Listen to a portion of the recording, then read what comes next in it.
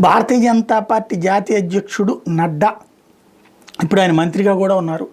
ఆయన శాఖకి సంబంధించి ఆయనకి ఇచ్చిందే, కేంద్ర మంత్రి పదవి ఇచ్చిందే, ఆయనకి సరైన గౌరవం ఇచ్చి అధ్యక్ష స్థానంలో వేరే వాళ్ళని పెట్టడానికి.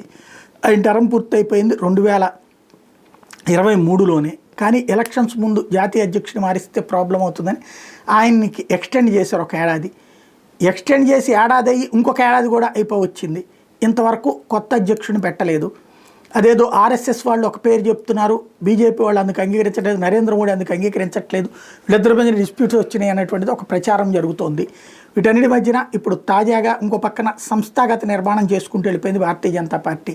వివిధ రాష్ట్రాల్లో ఎంపికలు, జిల్లాల అధ్యక్షులు, ఈ కథ అంతా నడిచిపోయింది. ఇప్పుడు రాష్ట్రాల అధ్యక్షులు ప్రిపేర్ అవ్వాలి. రాష్ట్రాల అధ్యక్షులు ప్రిపేర్ అవ్వాలంటే జాతీయ అధ్యక్షుడు డిసైడ్ చేస్తే జాతీయ అధ్యక్షుడు తన టీమును తయారు చేసుకుంటారు వివిధ రాష్ట్రాలకి. అందులో భాగంగా జేపీ నడ్డా ప్లేస్లో కొత్త అధ్యక్షుడు ఎంపిక ఉగాదికి పూర్తవుతుంది అన్నటువంటిది భారతీయ జనతా పార్టీ చెప్తోంది. అప్పుడు ఉగాదికి అది పూర్తయితే ఆ తర్వాత ఒక 2-3 నెలల్లో అన్ని రాష్ట్రాల అధ్యక్షులు కొత్త వాళ్ళు వస్తారా, పాత వాళ్ళు కొనసాగుతారా అన్నది తేలుతుంది.